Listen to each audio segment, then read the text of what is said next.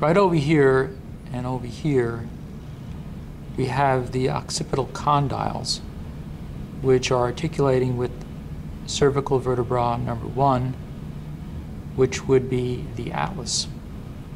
The first cervical spinal nerve, C1, is exiting above the atlas.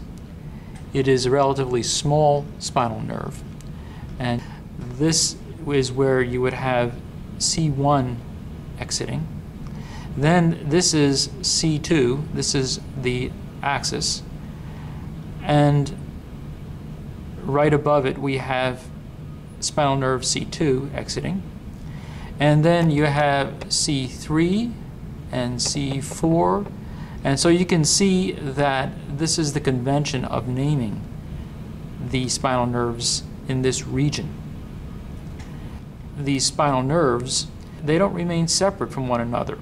You can see fibers are leaving this nerve, for example, and joining the fibers of C4, which is right over here. And the same thing is happening here.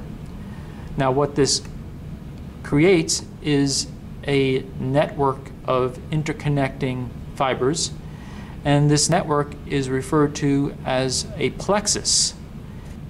Cervical plexus is the result of the fusion of the spinal nerves, essentially the ventral rami, the ventral branches of the spinal nerves as they exit from the intervertebral foramina.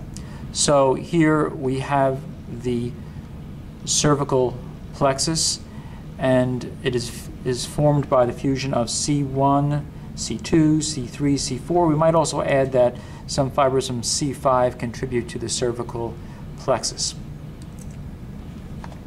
This nerve right over here is a very important nerve clinically.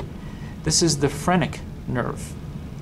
Now the phrenic nerve is going to descend into the thorax, and it's going to innervate the diaphragm. So the phrenic nerve is going to control the contractions of the diaphragm muscle.